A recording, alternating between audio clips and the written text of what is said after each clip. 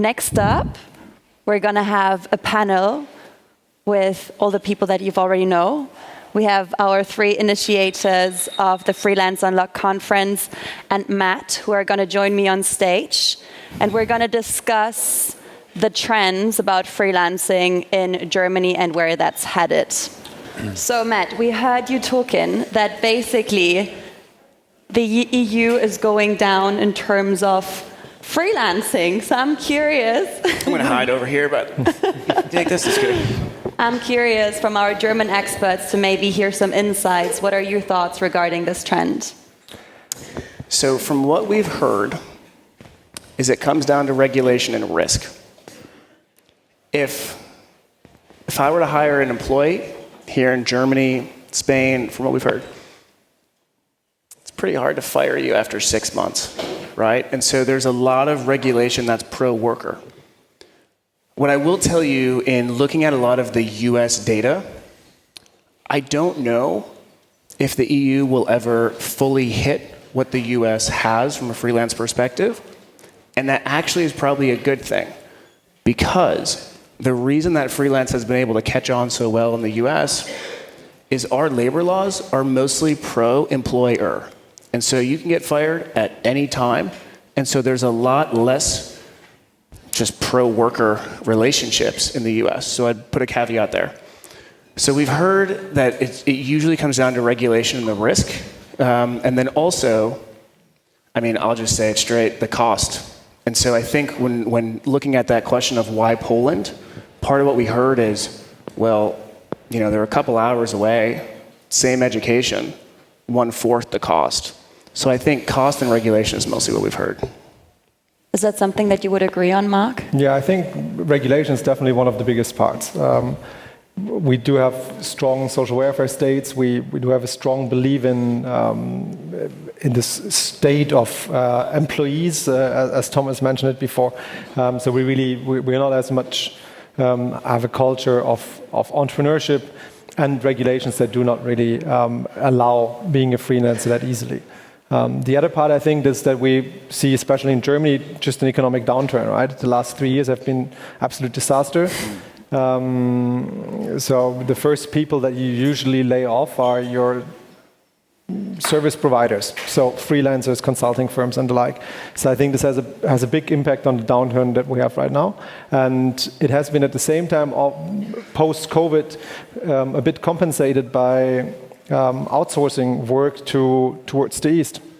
So it's just that German companies found ways of decreasing their costs. That traditional outsourcing, but also working with freelancers from Asia directly through platforms or other services. So I think we've seen 2 elements that really impacted the downturn here. Yeah, and I'd add to what Marc said.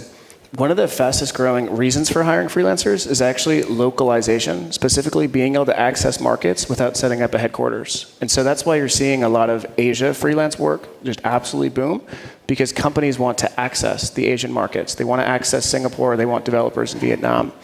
And so part of, I think, what's also happening is like when it rains, it pours, right? So if it's a negative, 40 in growth, it's also across the full economy. Whereas if you look in Asia, they handled COVID really, really well.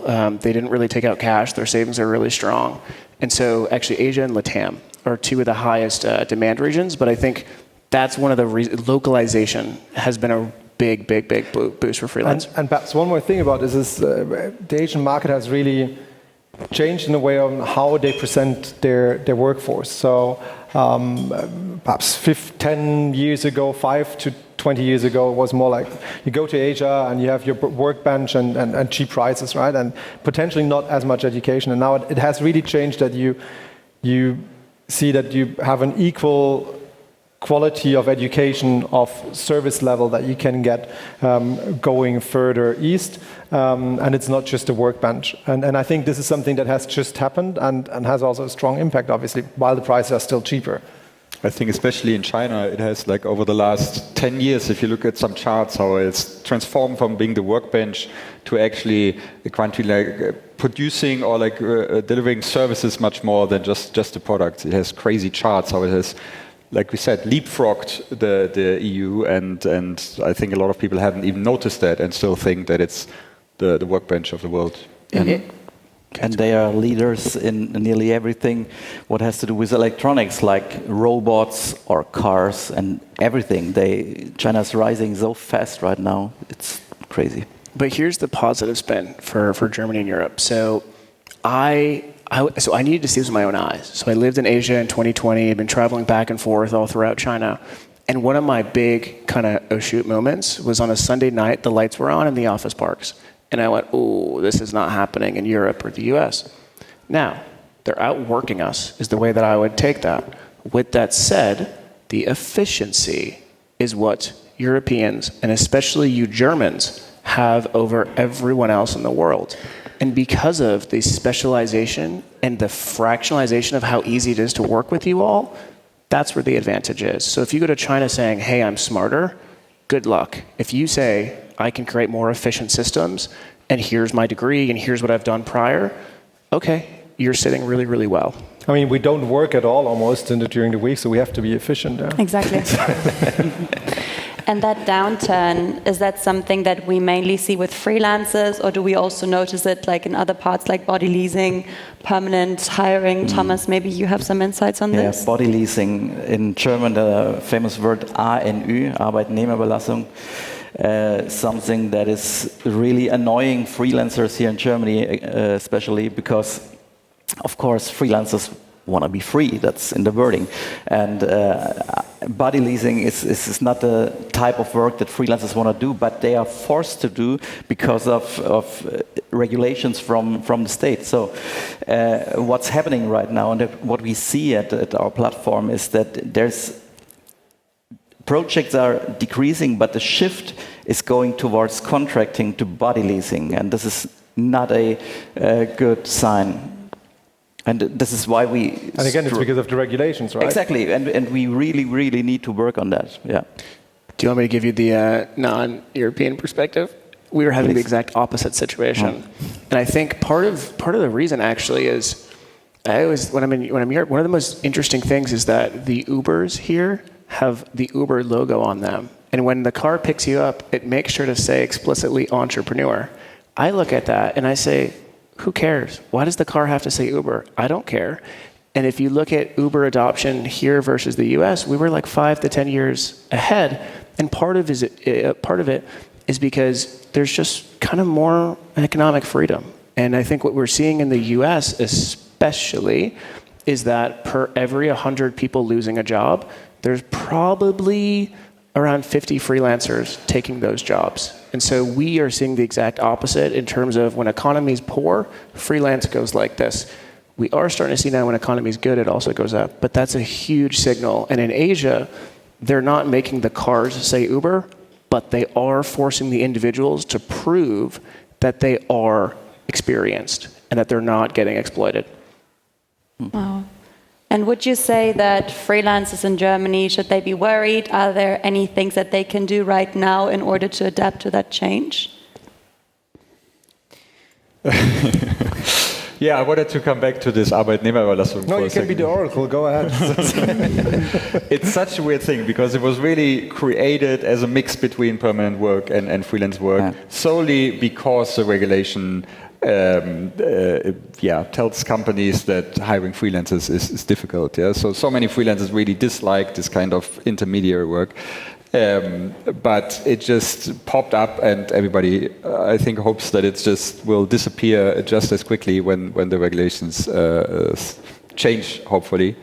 So, yeah, sorry, what was the question? The question was regarding what freelancers can do right now in order to adapt to the change in Germany. It's hard to say. I mean, for those that are not totally opposed to this Arbeitnehmerüberlassung, that is an option. It's hard to compare whether it really is a viable alternative to real freelance work, because the compensation is different. You pay into the social services and so forth. It's hard to say how long that will stay a thing. And of course, like in the age of AI and changing regulations and changing rules in America, it's really important to like stay on top of your feet and try to react to that. But I stopped making any predictions a long time ago about the world will be like in 3 months from now. So yeah, it's very hard. But I think what freelance can do is they can come to a Freelance Unlocked conference. Absolutely. That's number one. But I think there's literally something on risk diversification, right? So historically, as a freelancer, you were relaxed. You just got a lot of inbound jobs, and we're just waiting on LinkedIn and declining clients. And I think these times are a bit over, but there's still enough jobs out there for the freelancer workforce. So it's about being everywhere, having your good setup, being on platforms, being in contact with recruiters, and activating your own network, making sure that you take the best out of the learning opportunities you have. So to really differentiate yourself, to place yourself into the right role, and then in case you have some time where you have a downtime, to just upskill yourself, right? And that's especially AI upskilling, to put yourself in the right place for the next job. So I don't think that there's one thing you can do, but there's a lot of little things you can do to react to it. And then hopefully economy will pick up again. Hopefully AI doesn't eat all of the jobs. And hopefully the regulation will be better. It all goes in waves. So, and you had a very good point, because in the past days, you just needed one source where you put your CV. This is exactly what you meant, and I totally agree here. And it's so important. And if you take anything with you today, then spread the word about yourself. So be visible. I think you said it in your talk also. Be visible wherever you can. Yeah, and you know what's interesting? The kind of bow I'd put on this is where freelance goes, countries go. And I know that sounds a little like, okay, American future leaning. We now have data, meaning in the last 6 months, that freelance is a growth driver for the economy as a whole.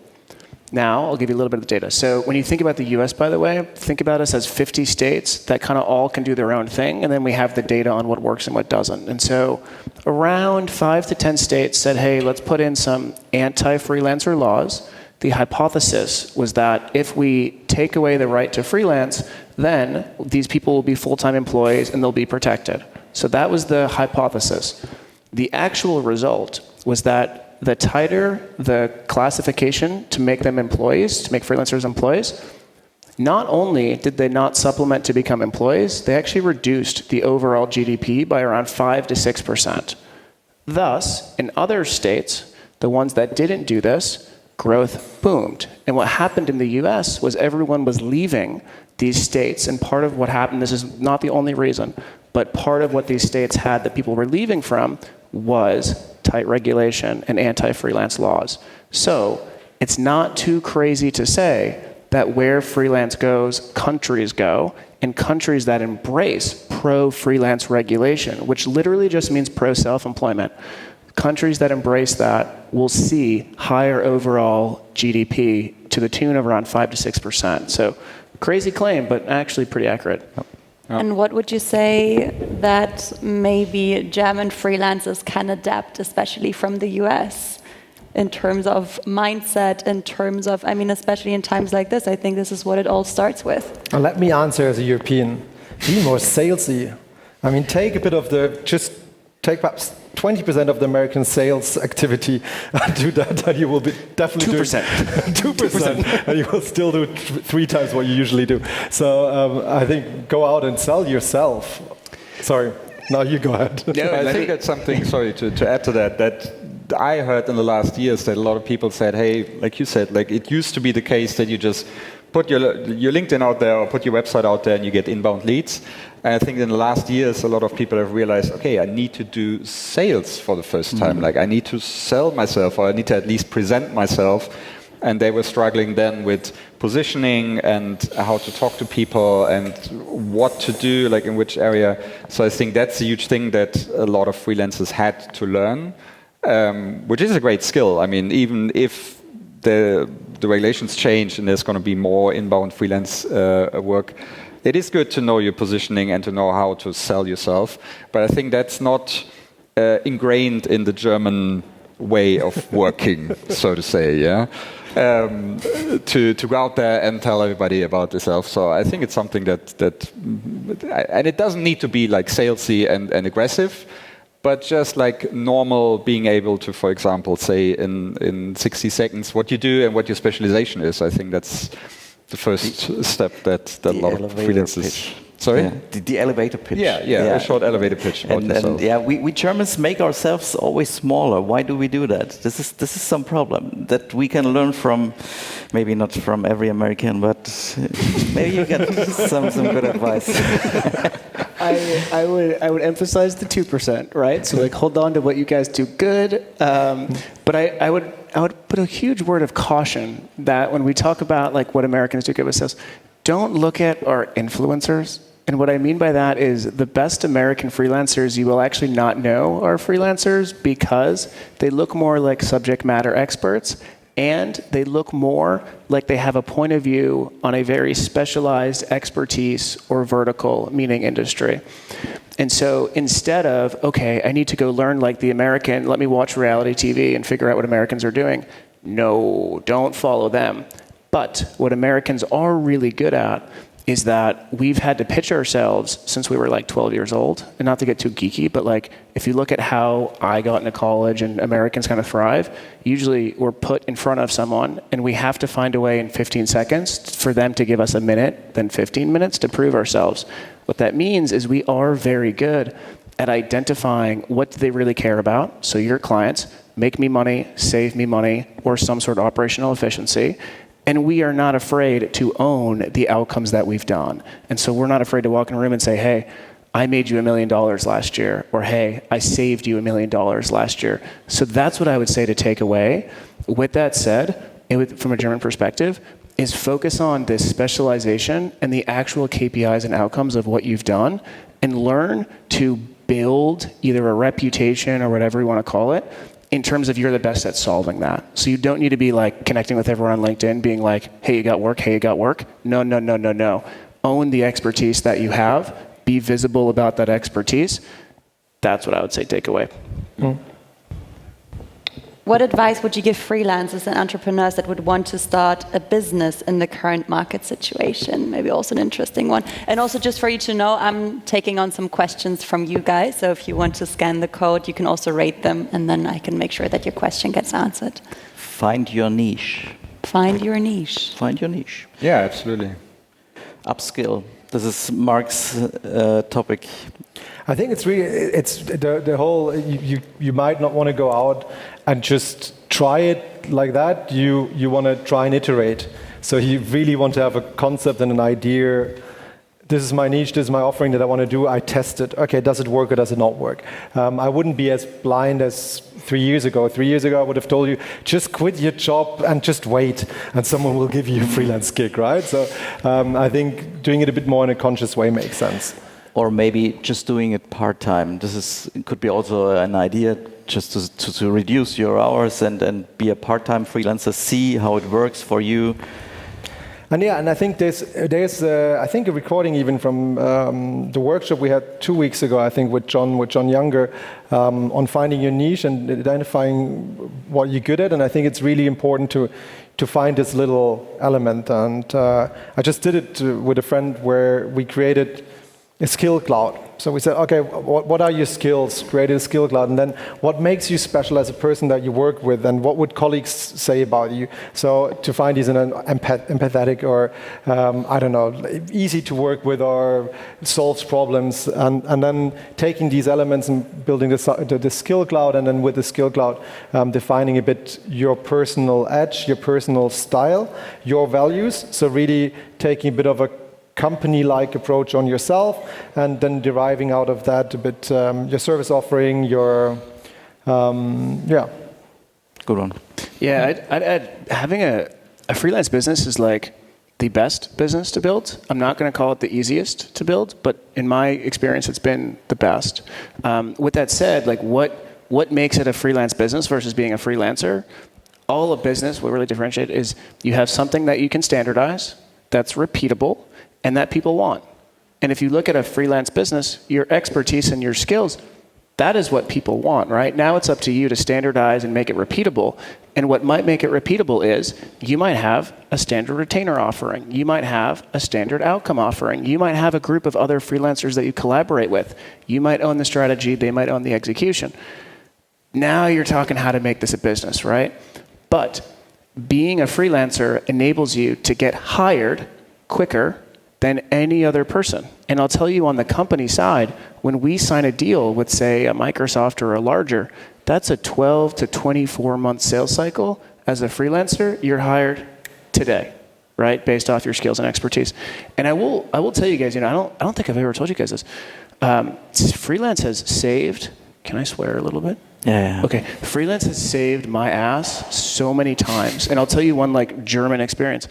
In 2021, and Alexander, he knows the story, I sold my company actually to a German company. And I thought, I was like, oh, life is good. I'm not going to lie. I was ready to buy a ring. I had gotten a new house for my now wife. Thank God she stayed.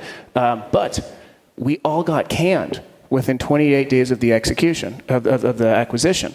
Thank God I had a freelance business prior so that within a week I could kind of recoup.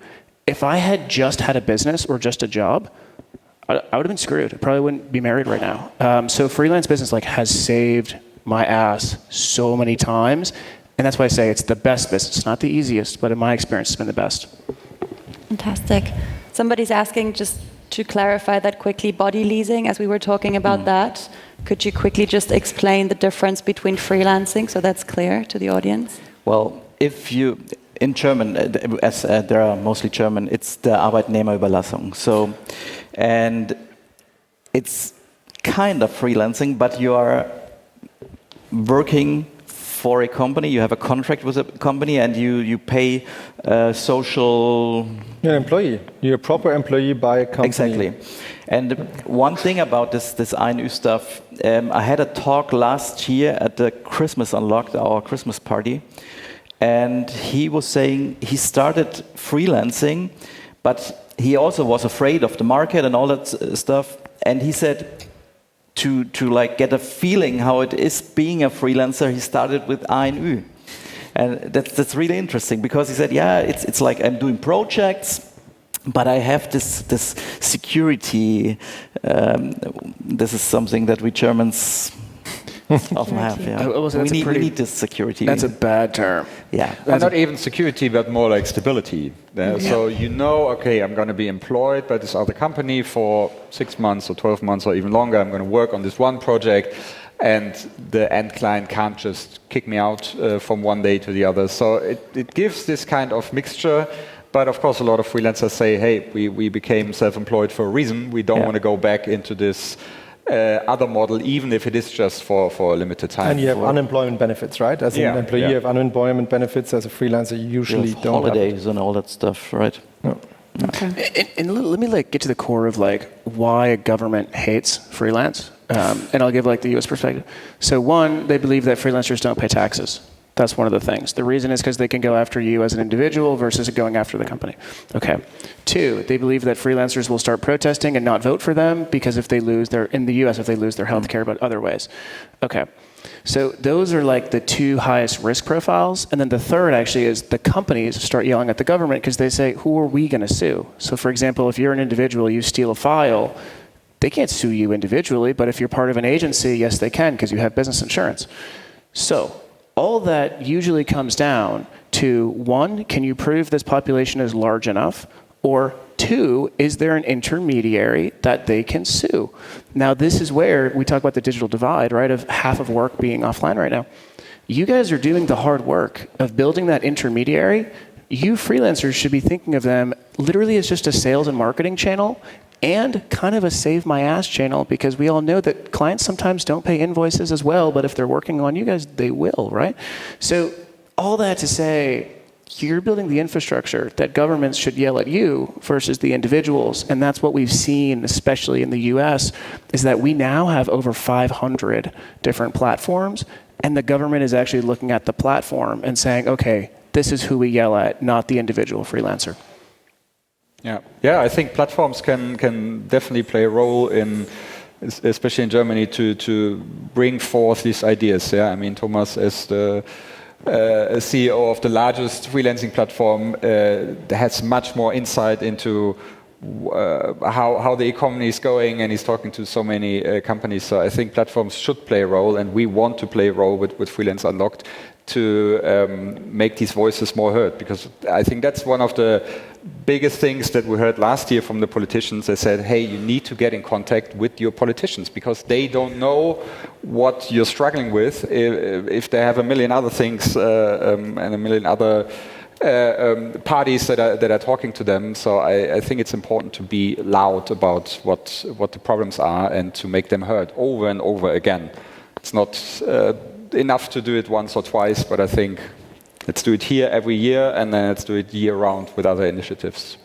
Having politicians here is part of our idea to get in contact with politicians. And I think last year when this guy from CDU saw all you guys, all the freelancers, they were like, oh, there's so many of them have problems. I didn't know that. And yeah, and this is why we do that. And the more we are here, and the more power we get to do something. And what about going, well, for freelancers, for example, to actually taking on services from Canada, as you mentioned before, from the Netherlands, maybe from other countries where it's going in a different direction? What are your thoughts on that? I think generally it makes a lot of sense. With 9M, we try to aggregate to a certain amount jobs from different locations.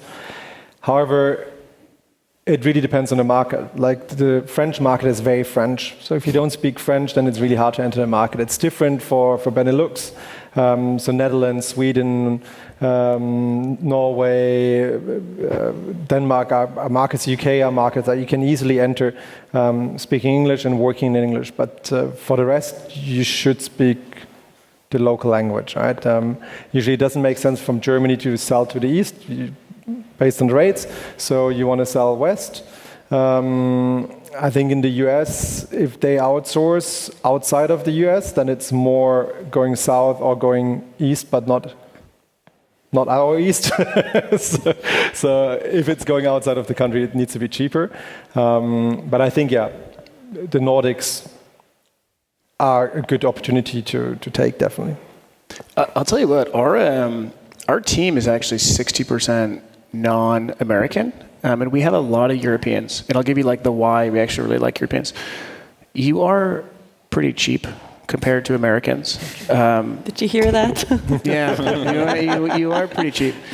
With that said, there's less of a cultural, obviously language, there's less of a cultural barrier. And so when we're looking and we're saying, like our head of content is actually in Spain. And so when we're looking, we're saying, we need someone that we can trust. We need someone that's going to own the impact and outcomes. The Europeans are really, really, really good. Now, with that said, I'm going to bring up the T word, and I will apologize, but tariffs. To be honest, people hear that and they go, oh, no, let me shrink. No. This is our time to get massive, because what tariffs mean is that there needs to be change. What change means, we need the expert to help us navigate this change. The biggest change is mostly in supply chains. Who's good at supply chains? You guys. So Germans, honestly, should be primely positioned to capitalize on whatever the hell is happening with tariffs, not because of the tariffs themselves, but because of help me understand my supply chain and my logistics. That's where you come in, and you should go into every single company and have a 1 to 3 month discovery contract of how to have the right tariff strategy. So I really told my wife I wouldn't bring this word up, but I did, because it's a massive opportunity for every single person in this room. Wow. I think it's also that a lot of companies realize that the US has created this instability, and a lot of companies realize, okay, we should scale back on globalizing, let's say, our IT infrastructure. So there's this like buy European thing going on. So I think that's also a chance for freelancers to say that they offer services and they offer what companies used to buy maybe outside of the EU, and they offer that with the stability that the EU regulations give. You know? So I don't know if that's going to, it's still in the nascent phases, let's say.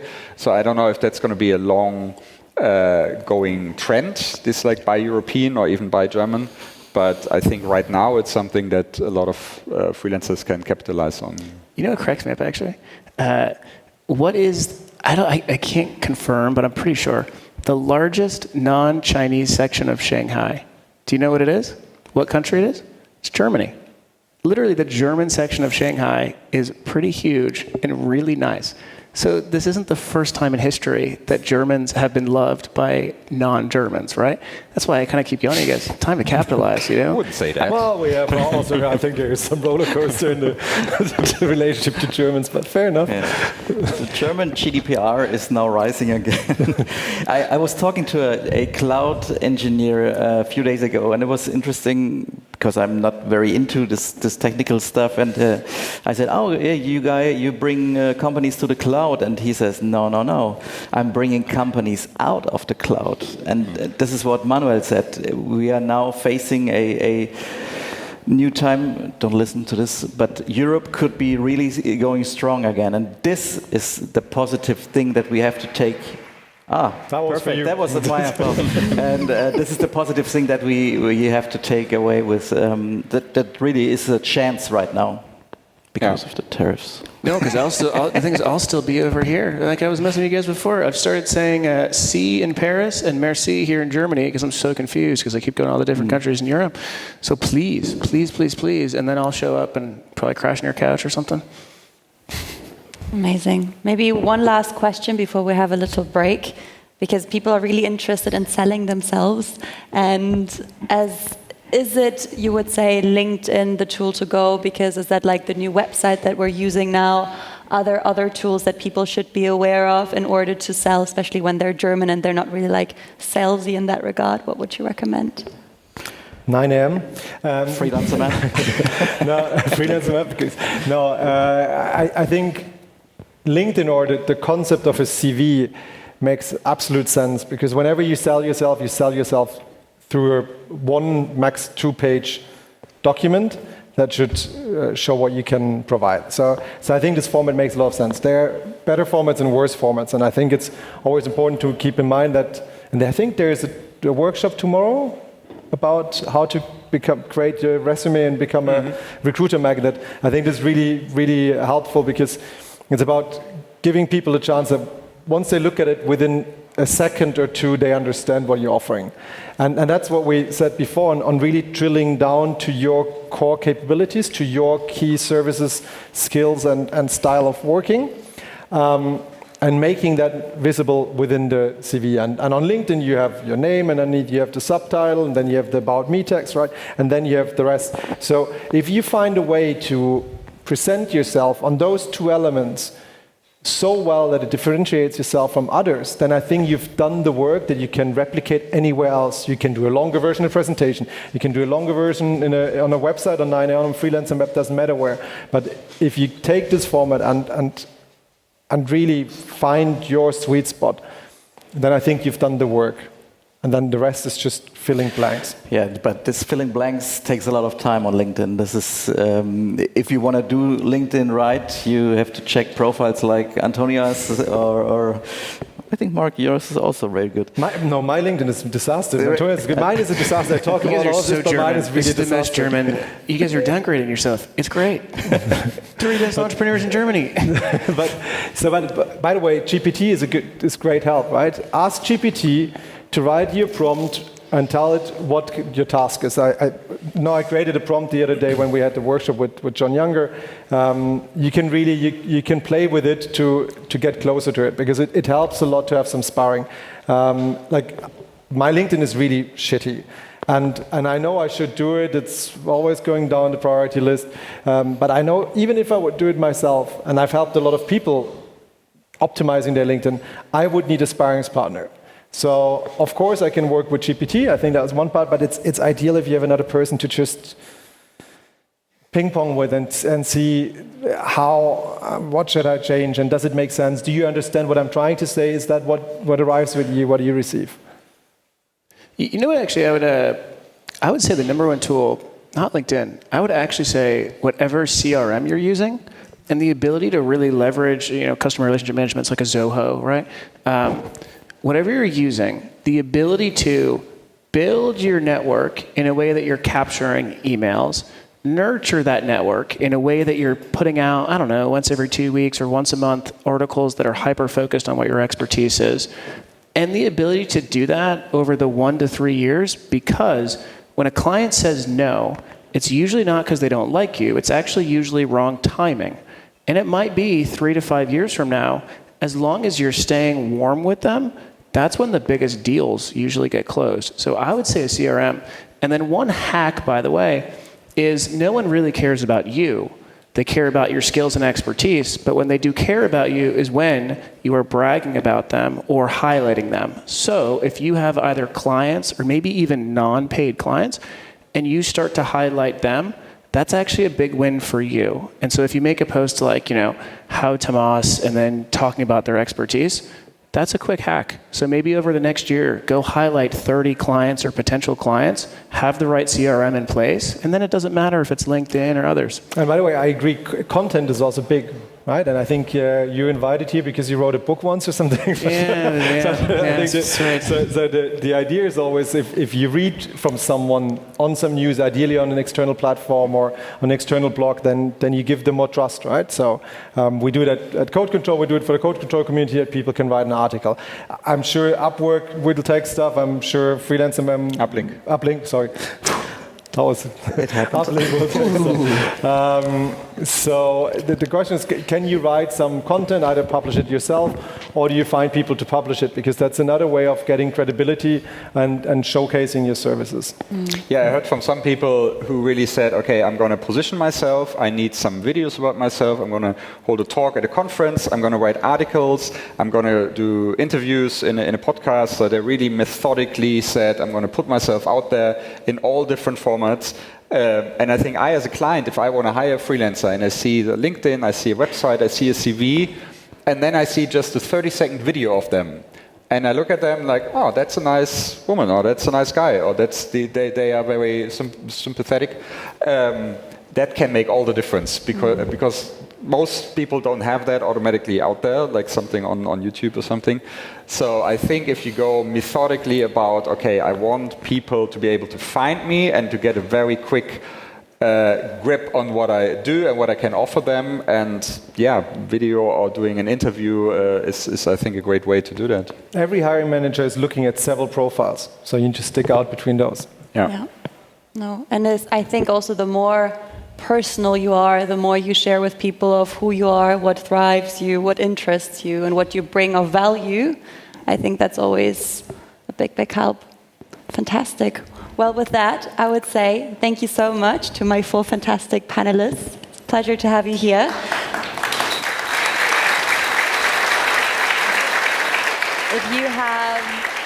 If you have further questions...